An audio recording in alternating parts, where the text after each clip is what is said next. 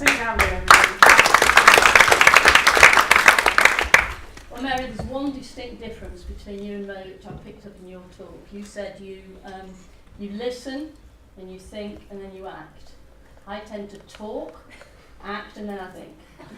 So we're very different personalities. That's brilliant. Okay, very quickly then. I started off life very much as a sports player. Not particularly good in school. Very, very focused on playing sport. By the time I left college, I was an under-21 netball player, England netball player, and I was a junior international athlete. I never really thought about sport in any other way than it was something I did, and it made me feel good, and it gave me a sense of belonging, it gave me a feeling of self-esteem. Very little else did, because I wasn't very good at anything else. So it was a real kind of grounding for me. I then went on to PE college, and my first teaching job was in Moss Side, Manchester. For those that don't know Moss Side, it was probably one of the most deprived wards in the country at the time I took the teaching job. And it was there really that I began to understand the power of sport to change lives.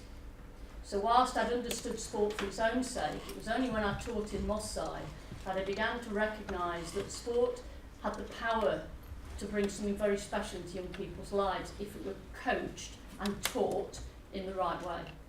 It doesn't do it on its own, so it's the quality of the teacher or coach that makes that happen.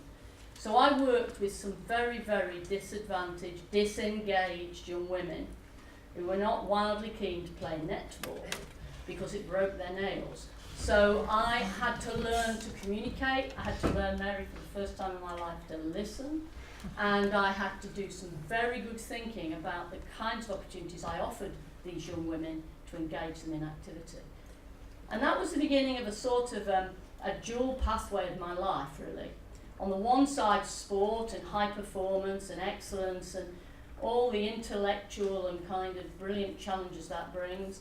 And on the other, this absolute passion for sport and young people and the belief that sport can change lives.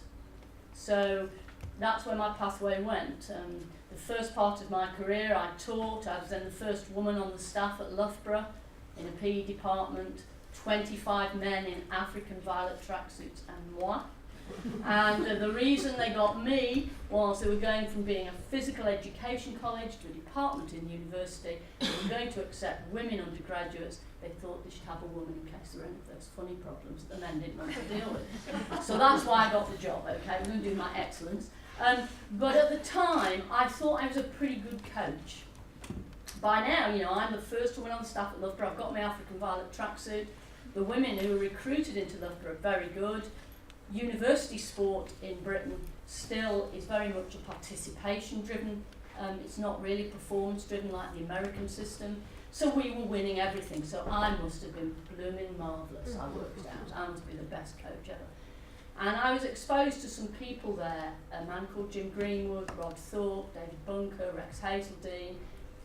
And I suppose that's where I began to understand that the way I coached, which was essentially intuitive. I'd never been on a coach education course in my life. I'd been a teacher.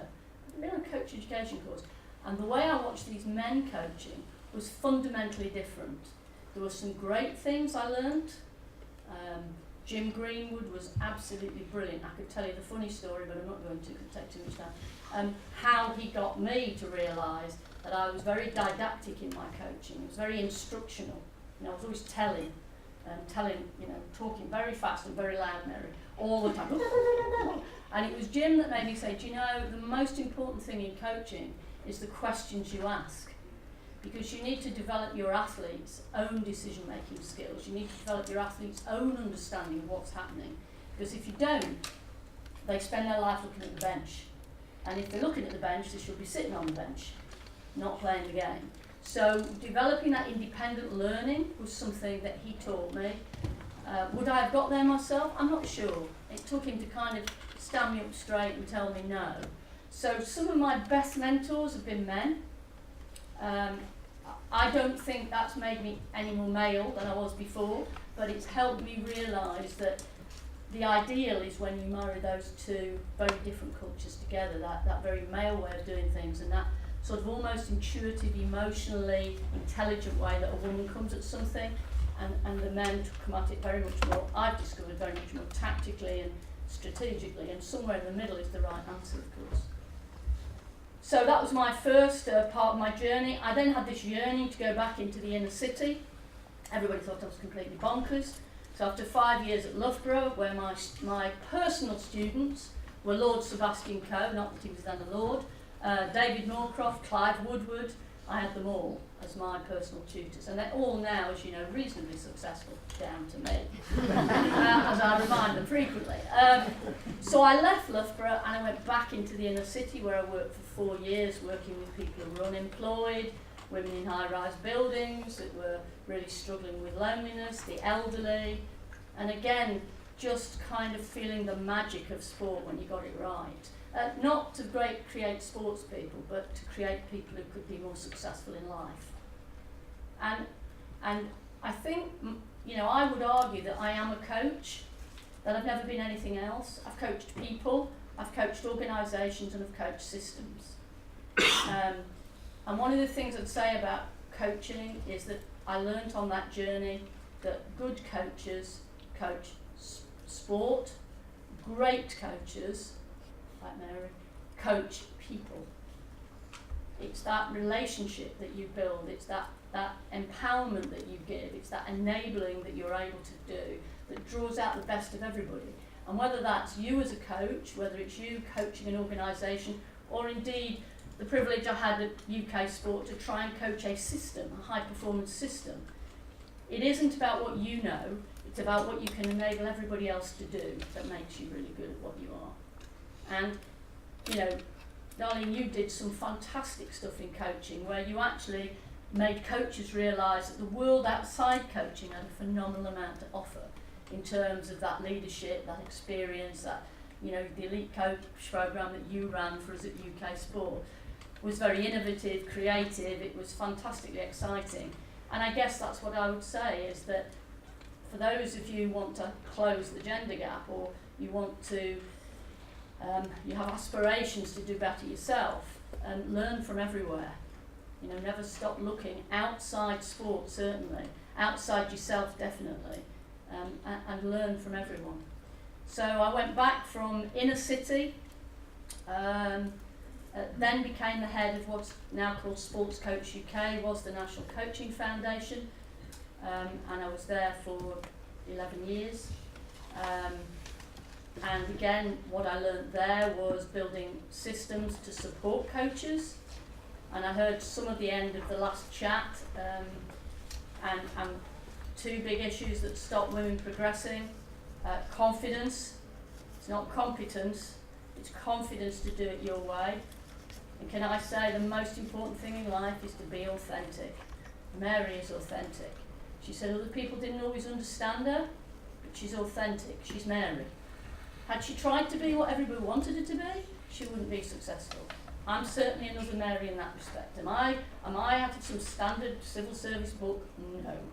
I am anything but, okay? And I upset the system endlessly. The system got frustrated with me, it still gets frustrated with me. But I authentically believe in what I'm trying to do, and I will not be budged off it. And I think authenticity is one of the greatest qualities in leadership. And the problem for women is remaining authentic to being who you are, but surviving in a culture which often has very different norms. Okay? The norms that are there are usually based on what men have achieved, what men have done, and the way men have done it. It doesn't make it wrong, but it means when they look at you next to that, they go, that doesn't look right. That doesn't look like it's going to succeed. I always remember a comment from the then chief executive of Sport England when I got the job at the National Coaching Foundation. He said, it'll be closed in 2 years now because no one will take this organised seriously because you run it. And I remember with my jaw dropping open, I said, well, we'll see about that. But that was his perception, that everyone would look at this and say, oh, well, it mustn't be a very good organisation, you've got a woman leading it. Completely, you know, bizarre, really. So I think the challenge when you talk about closing the gender gap is helping, and Pauline said it, I think, in her summary, is making sure we get some stats around norms which prove women are successful in these roles. You know, Mary's a wonderful example. There are many others. there'll be some in your countries too, who are really successful. So I went from National Coaching Foundation to run an organisation called the Youth Sport Trust, which is about trying to use sport to change lives and build a better life future for young people. And we've worked in 20 developing countries around the world, and Tanzania, Ghana, Caribbean, St. Lucia, all over Africa, northeast Brazil, all over the world, trying to use sport as a powerful tool to change lives. And then in 2003 invited to become the chair of UK Sport. And in a way, my world was complete. On the one side, I was doing what I absolutely comes from in here, my passion about youth sport, and on the other, the intellectual challenge of trying to coach a system to be world leading. And the answer to that is all the coaching skills I've ever had kind of were needed to change that system. And to me, coaching is a science and it's an art form. The science, you can chop it into small blocks, you can call it physiology or any of the ologies you want. You can do tactics, you can do strategy, you can be the most knowledgeable coach in the world. It doesn't make you a great coach. It's the art of coaching that makes you a great coach. And that, I'm afraid, you learn by doing and exposing yourself to lots of different environments. It's the most difficult thing in the world to capture. But you learn by constantly looking and exposing yourself to other people who are doing things differently to you and absorbing that.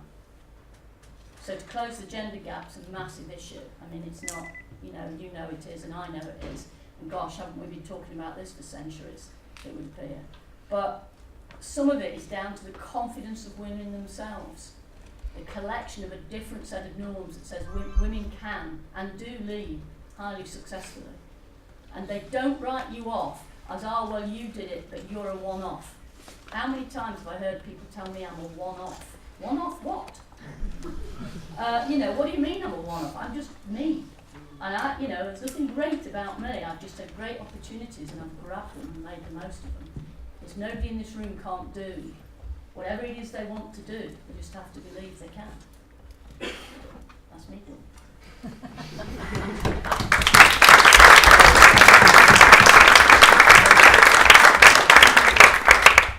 That's without a brief. Thank you.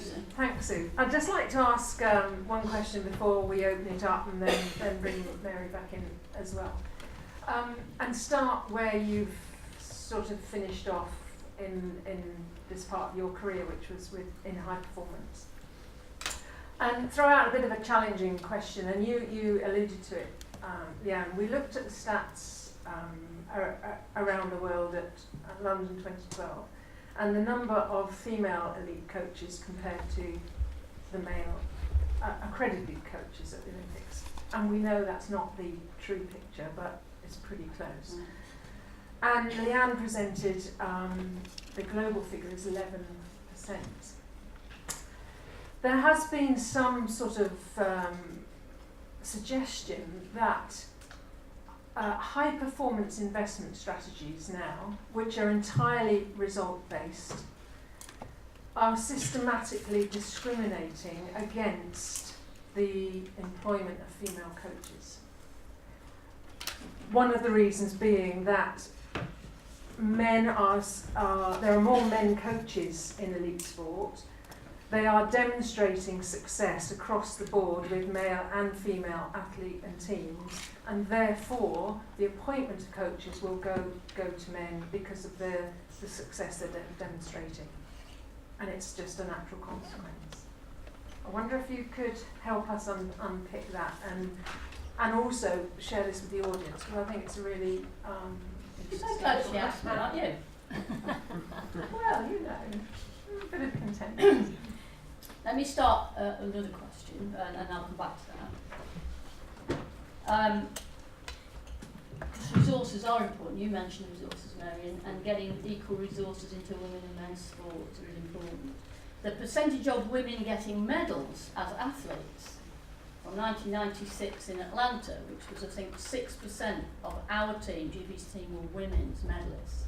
In London, it was 44% women medalists, and 48% in the Paralympics women's medalists. In other words, we have, through the high performance system and the way we've invested in talent. So my message would be this: I don't believe there's discrimination against women. I think there is a lifestyle that women choose not to opt into. And I think that's different. Okay? I think high performance sport now is a 7-day a week, 24 hours a day job. And not that many women want to make that level of commitment. Is there a capability of women to make that commitment and do that job really well? I have absolutely no doubt. But and I think some of this is, I know we're kind of meant to be moving away in our society from this highly traditional model where the woman is at home with the children and the man goes out and does the work. I mean, I know that's already still very hard to break that bond between a woman and her children. Okay, and say, okay, well, you're not going to see him this week because you're going to be here, and then next week you're going to be there. So there's some issues for women that are not as simple to resolve. Do I think they're not capable? Absolutely not. Do I think we need to invest more in supporting women, just like we did athletes, to get there? Yes, I do. I definitely think that's really important.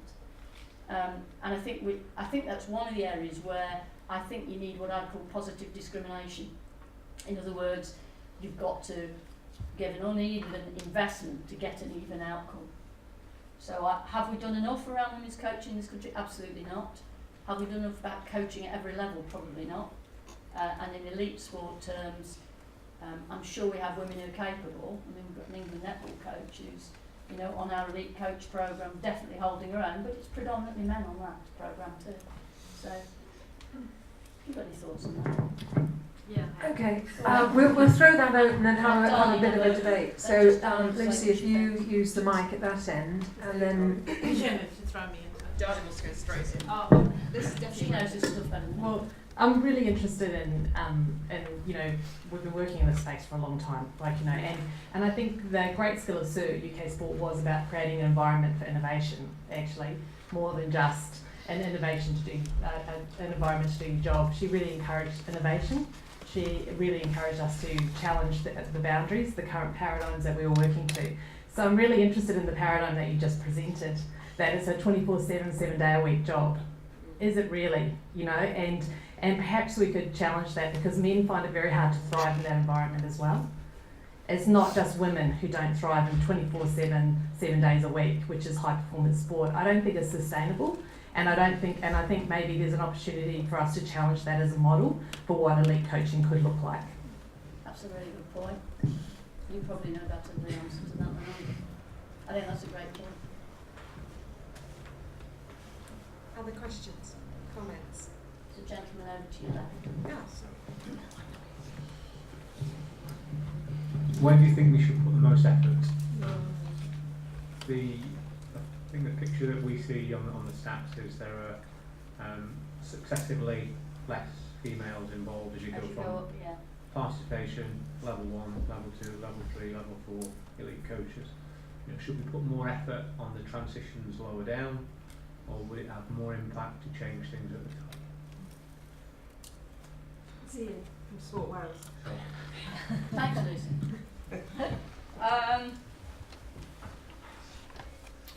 This is an international conference, so I'm going to be very careful what I say about what I think about coaching in this country at the moment. But we have still a long way to go here, I think, in the way we invest in coaching and what we do with coaches.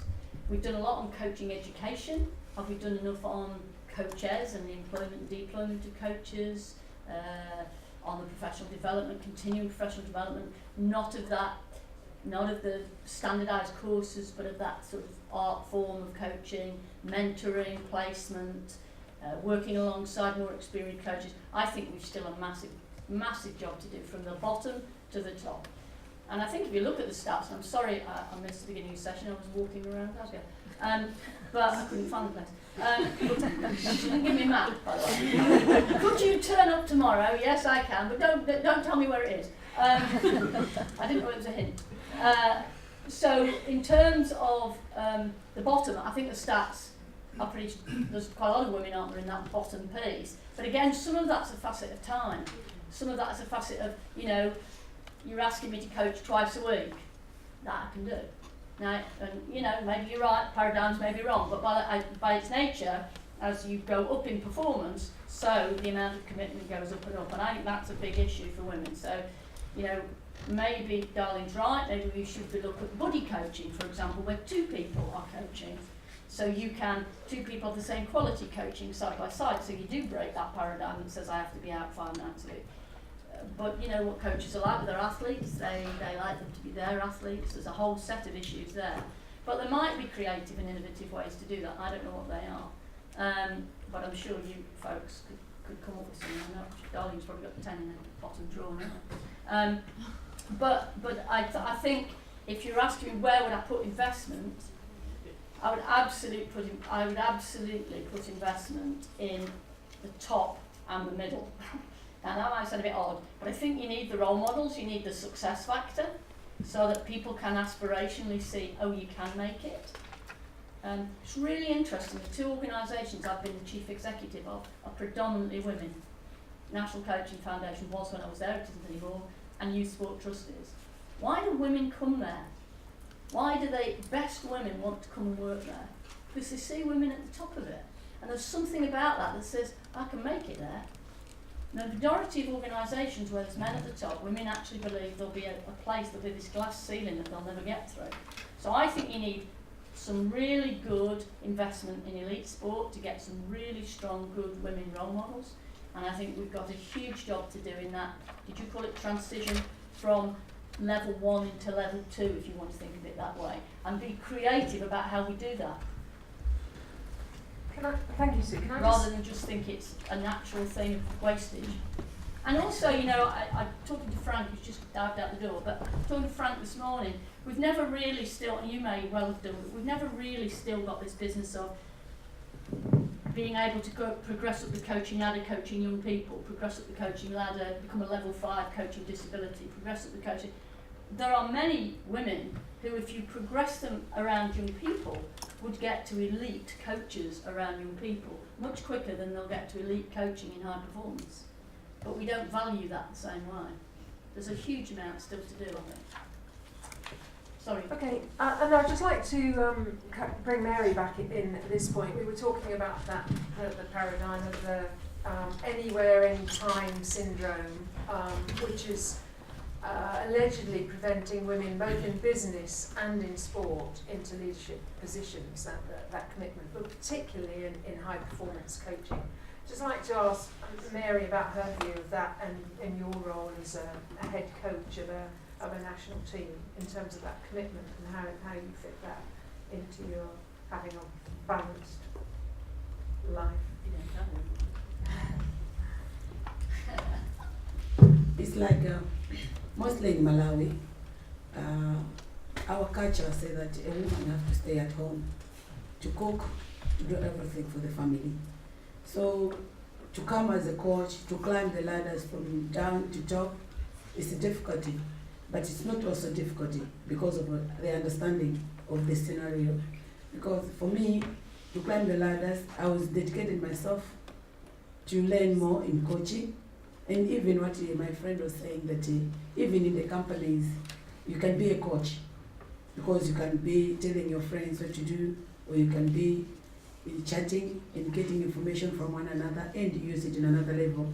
So in Malawi, like for me, I coach from morning up to evening, from Monday to Sunday, because there's a lot of people come to me in different ages, or in different, like they're kids, they're middle age, some even come from the offices to come to me in the evening. So I'm there 24/7, from morning to evening. So mostly it affects my family, but not really also, because I know that my family, they enjoy the way I do, because I'm there for sports, and I born a sports lady, I'll die a sports lady. I think sports, I eat sports, and I sleep sports. So mostly it's an acceptance of the time that you are in, and it's acceptance of the job that you are in. But mostly for others it's difficulty. Even also in Malawi, there's this put down syndrome. I've been put down in a lot of areas that sometimes I was thinking that, no, let me stop here. Because where I'm going, I know that I'll fall in the drain. But something can know, Mary, take your step. You are there for them. And when you take a step, the world will know. And when the world will know, everyone will love what you're doing. Thank you.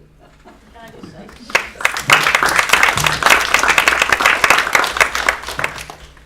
You're very inspirational, Mary. What you hear in Mary is what I think you hear in highly successful leaders in business and in coaching and in life. And that is they absolutely have clarity of mission.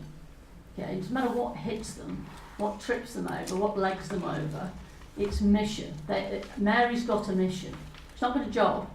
She doesn't think about it from 24/7 and 7 days a week. That's not what motivates Mary. It's not money, it's not status, it's mission.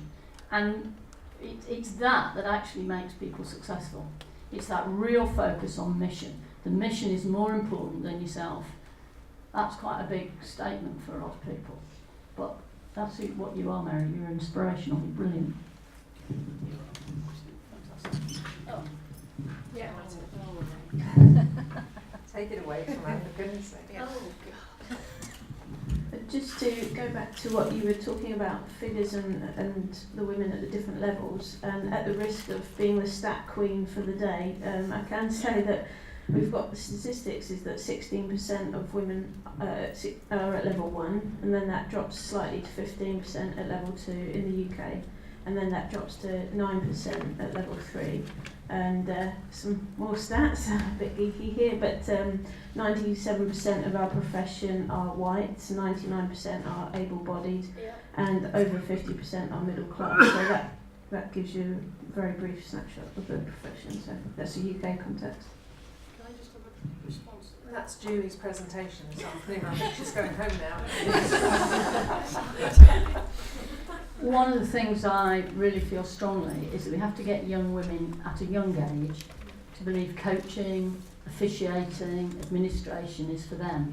And in the Youth Sport Trust, probably, 10, 11, 12 years ago, we started the leadership programme, which was to bring young people along residentially, give them 4 days, send them away to run a festival for primary schools in their area. That's caught on like wildfire. It's probably one of the biggest programmes now in every school in the country. So we didn't need to do it anymore because our job's to innovate and then get out of the way. So what we're now doing is we're running a young coaches and officials academy, and we ran it last year. We had equal number of young women to young men who chose to come on. This was not, you will go. This was come along. And we're running it again this autumn. And I think that is a really big step forward in getting people at an early age, particularly young women, on an equal basis with young boys, seeing themselves as coaches, leaders, administrators, officials. So we're running that programme this December with 400 kids on it, and there's certainly the split is actually slightly more female than male. How we then help and support them and track them through, I think it's a slightly different question, but it's really important, I think, to open that opportunity up. These are 16, 17-year-olds. These are, youngsters just before leaving school. Showing it's credible and showing it's doable. And on that, so we're actually mirroring exactly that apart from Australia. Vern Gambetta from the U.S. You all may know or may not know, it's the 40th anniversary in the U.S. of Title IX. Yeah.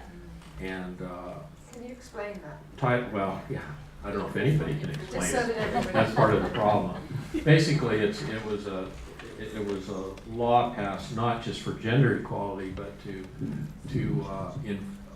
enforce and codify equality in the workplace. And then it's been used really to create opportunities for women athletes and to create scholarship opportunities. And if I can just personalize this for a second, I was hired as an assistant coach at University of California, Berkeley in athletics to a woman who was a former Olympian and was hired because she was an Olympian, had no qualifications as coaches. And I was told I was hired to mentor her as a coach, and she had no clue. And this is what happened in 1974 is when Title IX came in. I'm going to phrase this question in a second. And then there was a whole wave of hiring of women who, because they were women, because they were high-profile former Olympians, and they were set up to fail. and it was really hard to watch. And then what happened is I ended up head coach. This happened in a lot of places, and I think it really set us back. Now, that being said, it advanced the status of the female athlete. There was scholarship opportunities, but my wife and I had this conversation, and my daughter went to was a Division I college athlete in football and athletics. Grew up obviously around coaching, out with me all the time and that. And I was very proud of her. When she finished, she got her certification or accreditation in soccer. And the second year, I went to watch her coach win. It was great to watch her because it was the role model that I felt the coaches needed.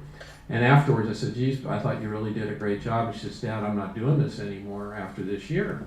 And part of it was, she said, "I want to have a life." And she's working in sport as an administrator with a men's pro soccer team.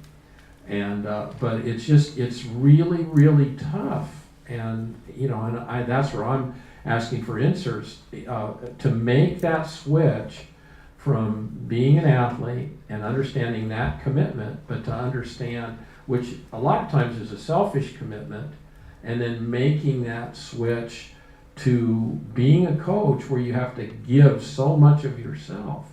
And I'm always on the lookout for, we need to do talent ID, I guess, for for potential female coaches.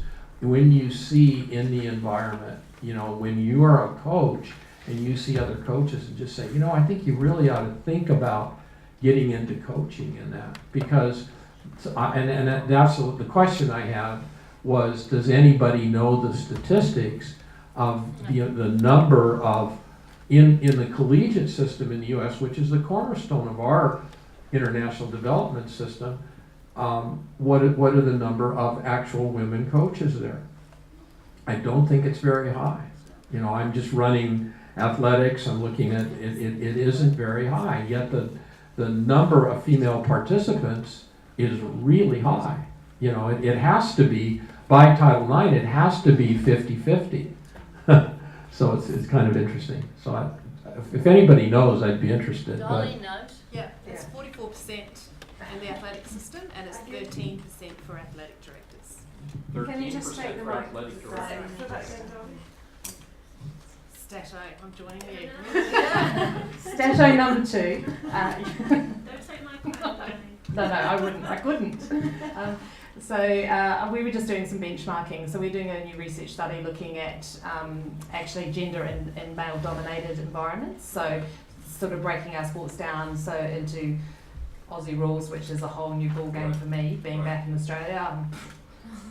I'll talk a little bit about that actually in my presentation this afternoon. And then and rugby and other male-dominated environments. So we looked at the stats across all the different countries. So it's 44%, and then it decreases significantly to 13% in terms of athletic directors.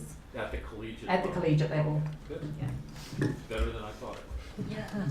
Much better. But what they're seeing is a trend though too. So they're seeing more men now moving to coach female teams in the collegiate system. So that trend.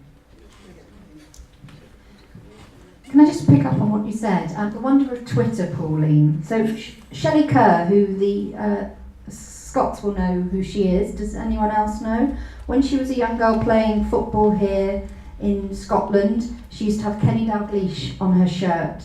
But she says the little girls in Scotland now have Kim Little, who's actually playing in Seattle at the moment, and she was the inaugural Professional Footballers Association Footballer of the Year.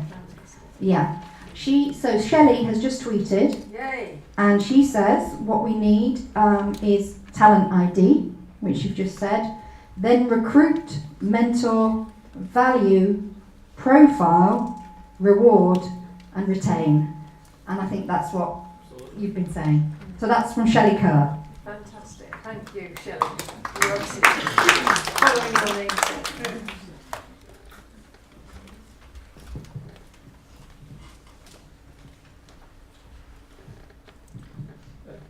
Ted Miller from Human Kinetics. Don't want to make this too American-centric with Vern, following Vern, but I really took note of the commonality between Mary and Sue's impetus to get into coaching, and they both saw an opportunity to do something special, and that's really what spurred them. And yet they came from very different paths to get there. The traditional path in the past that Sue came through was physical education. That path really disappeared in the States as the sports sciences took over. And I don't think it's been to the benefit of the coaching profession. A lot of women took that path and they were lost. They went into other professions. Now we have more applicants of women into law in the U.S. than we do men, because it really became a professional model, and that's too bad. As a business, Human Kinetics has a real interest in seeing women thrive in sport, and we've tried to encourage that. We did a book called She Can Coach, and it really did try to set up women as models in coaching, and it was a fantastic book, and had some great stories in it. Funny thing, the book wouldn't sell. There's just not that level, that base of women on the path who look to sport and look for coaching models right now, and it's really something that's in the system. I know in working with a lot of sport administrators, particularly at the high school level in the U.S., they can't hire soon enough women. They want women coaches. There's just not out there in applying for the job. So there's some real structural things that have to happen. And in the U.S. in particular, I know there is an interest in gathering more momentum behind that physical education track again, with new leadership in the States in that role. So if we could get that going again, I believe that would be one way of doing it. And then it's just incentivizing, as Sue said too. There has to be a bit more of a carrot out there than what's out there presently with all the other competing options. Thanks, Ted. That's a really good point. Anybody want to come back on that? Beth, will you put your hand up there? Scratching your face, sorry. Don't ever go to an auction.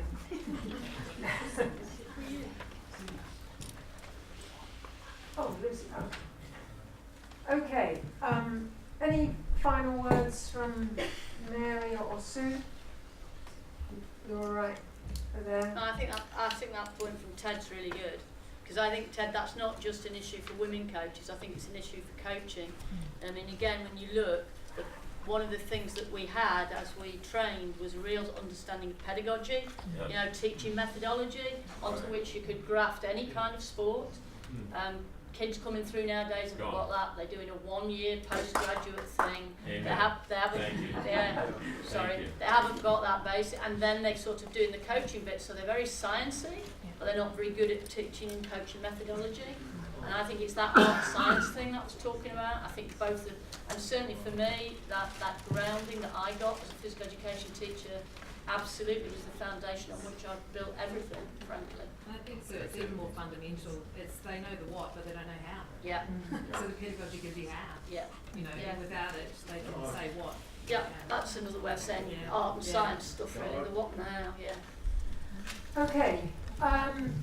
We've just heard from two fantastic women, successful leaders in their own right, who really believe in who they are and use their unique strengths just to do it, quite frankly. So I really do appreciate the time you've taken away from your team. Following Malawi at the Games, they took New Zealand, the World Championships, to how many goals apart at the end? 50-47. I mean, that was it just sent reverberations through the netball world. That is an absolutely fantastic achievement. Even if you go away with that, I know you'll know that you're making improvement, but I know you've got greater sights than the early round. So good luck in the rest of the tournament, Mary. We'll all be following you passionately. And Sue, thanks for popping in. I really appreciate whenever you speak. It really does give you something else to think about and a massive inspiration to all of us. So really appreciate it. Pleasure. And you have some more jelly beans. Thank you very much. Prize. And you, I get some.